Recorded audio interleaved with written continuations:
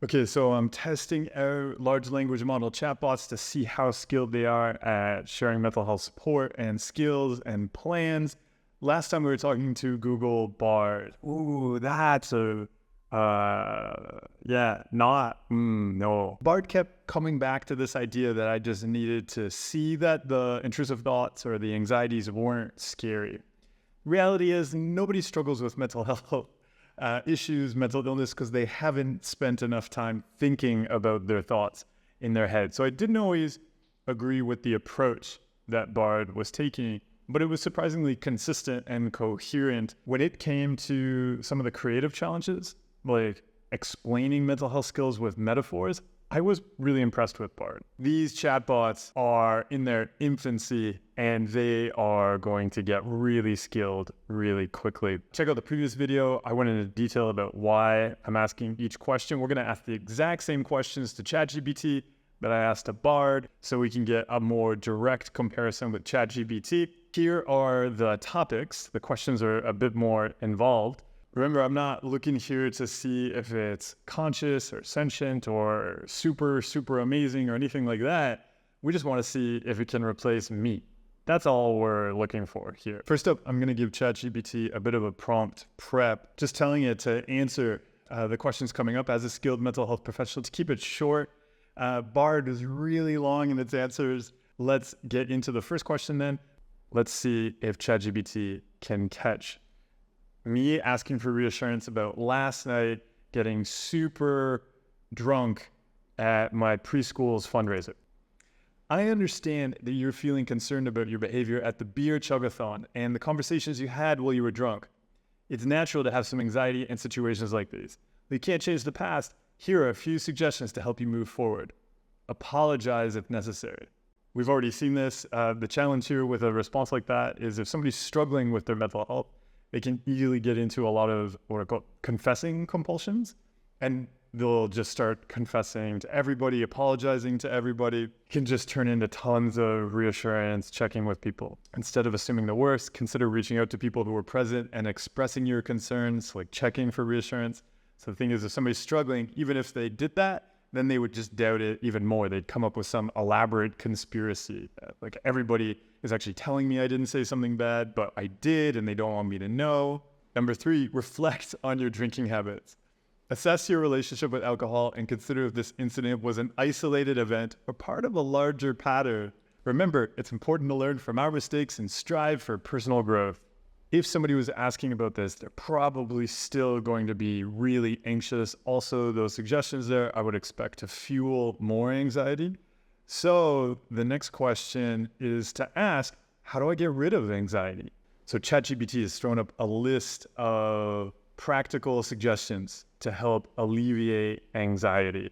Practice deep breathing, challenge negative thoughts, engage in self-care, take action where possible, consider professional support. So not wildly different from what Bard was saying. We're getting the challenge negative thoughts. We're getting this, hey, let's reduce anxiety approach. It mentioned mindfulness and meditation. So that's our bonus question. So can you tell me how to start practicing mindfulness in my everyday life? So this is a better explanation, I would say, in terms of just how it's laid out than Bard's when it comes to following some steps here to start to explore mindfulness and meditation. So choose a specific activity, select a routine activity to begin practicing mindfulness. Yeah, that's a technique I really like. We don't try to just do it everywhere. We pick an activity. We say, okay, when I'm walking to the gym or when I do laundry later today, that's going to be mindfulness practice time. Set the intention before you start the activity. Yeah, we're not just kind of randomly going around. Maybe I'll practice mindfulness sometime. We're saying, like, this activity, this is where we're going to get to practice. Focus on your senses. As you engage in the chosen activity, bring your attention to the present moment by focusing on your senses. Non-judgmental observation. Instead of getting lost in thoughts or judgments, observe your experience with curiosity and non-judgment. If the mind wanders, gently bring your attention back to the present. And then expand to other activities. Once you feel comfortable practicing mindfulness in one activity, gradually expand it to other areas of your life. And then it mentions a formal mindfulness practice. Consider incorporating formal mindfulness practices, such as guided meditation or body scan exercises into your daily routine. This, I would say, is the best answer in a mental health discussion I've seen one of the large language models produce so far, because it's not just a bunch of kind of generic platitudes, and like ChatGPT was just doing above with anxiety, where it just says, yeah, try breathing exercises or challenge your thoughts. All that stuff's kind of generic, but this actually laying out an exercise here that you can practice, that is a more useful exercise than them going off to like confess to everybody at the preschool, apologize in advance, check for reassurance with them if they did something terrible the previous night. Going to do something mindfully, way more helpful. I'm curious then how it's going to do with the next kind of topic, which is asking if it can produce an ERP plan. If it gives me something like what it did here with explaining how to do mindfulness, I'd say it's in pretty good shape. So again, we've got a list of 6 steps here. First step, identify your triggers. Start by identifying the specific situations or thoughts that trigger your hit and run OCD compulsions. Could be hearing a sound, seeing someone on the road, or doubting if you caused harm while driving. It's details like that which make it feel like the chatbot knows you and it knows what you're experiencing and it knows about the topic. That's gonna make a person gravitate towards a chatbot over, say, a general mental health practitioner who's not experienced with OCD, who wouldn't know that those are common compulsions that people will do if they mention hit and run OCD. So 2, gradual exposure. Create a hierarchy of exposure to gradually face your triggers. Start with situations that evoke mild anxiety. Gradually work your way up. Yep, classic exercise, exactly what you want to hear there. Resist the compulsions.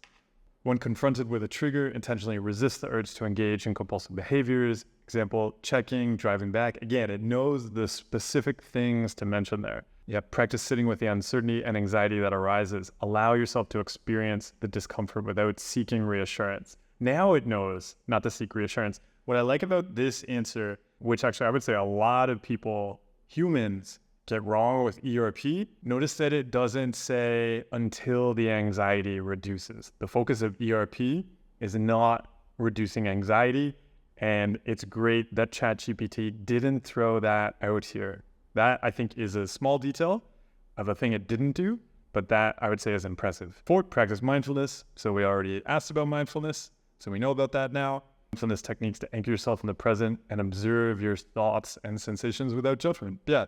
That's why we practice something like meditation and mindfulness, because it's a great support when you're doing things like ERP.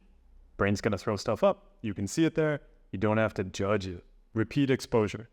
Repeat exposure exercises regularly, gradually increasing the difficulty level. Yep. Oh no, here it went for the reducing anxiety. This will help desensitize you to the triggers and break the cycle of compulsive behaviors. I wouldn't totally agree. You are gonna break the cycle of compulsive behaviors, because if we see only a lowering in anxiety as meaning we can break the compulsive behaviors, then that would logically mean if anxiety was high again, that we should do the compulsive behaviors. And that is not the case. 6, seek support. Yeah, consider working with a mental health professional experienced in ERP to guide you through the process. Yeah, can be really useful because it's so easy to just do a bunch of compulsions as ERP, chasing this magic ritual to get rid of anxiety. I'll excuse the managing there because I liked that it mentioned it was challenging and uncomfortable. And that's really important because doing ERP can feel like an extreme sport, like you're peeling your brain off the inside of your skull. For a tool that is brand new, that hasn't been trained specifically for mental health, this is going in the right direction. Like it is gonna get there. So now we get to test its creativity. We wanna see whether or not it can do what is the most important skill. Can you tell me how to handle intrusive thoughts using alpacas in your explanation? Go to a ChatGPT. Let's see. I went to a numbered list.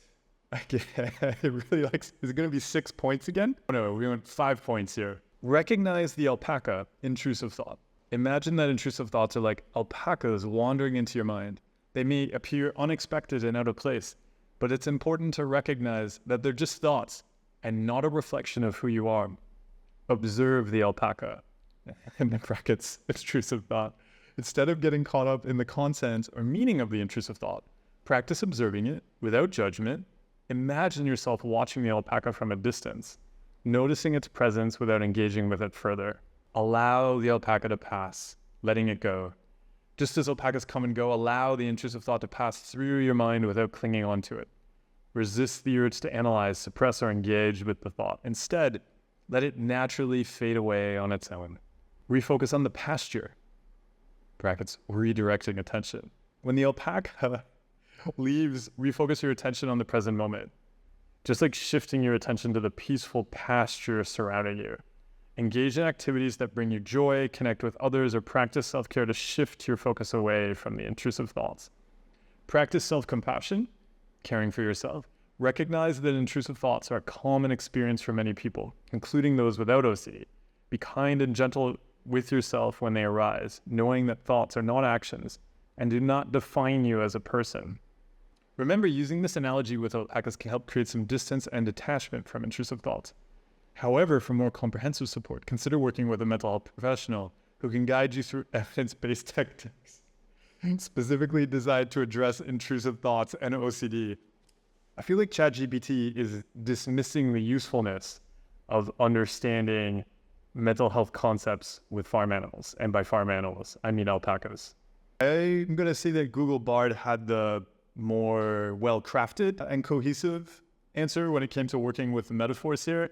Up until now, I've been really impressed with how ChatGPT is writing, but this gets kind of awkward. It doesn't need to be a numbered list, the thing with the brackets. Also, one of the points that I thought was off was when it mentioned the refocusing on the pasture, and that's something we do after the alpaca has left. When we're working with intrusive thoughts, just like if we're working with anxiety, if we're just doing something to try to get rid of it, and we're just kind of waiting for that alpaca, I'll often describe it as a monster in this scenario. If we're waiting for the monster to leave, we're going to be waiting a very long time. A lot of people, what it's going for here, just like Bard did, actually, it's going for a kind of classic exercise where you may hear about seeing thoughts as leaves floating down a stream or clouds passing through the sky. However, the reality is, I hear this from people all the time, the thoughts and leaves do not move.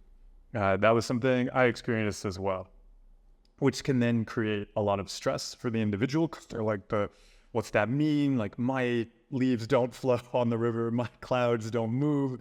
The horrible, terrible thing is just there.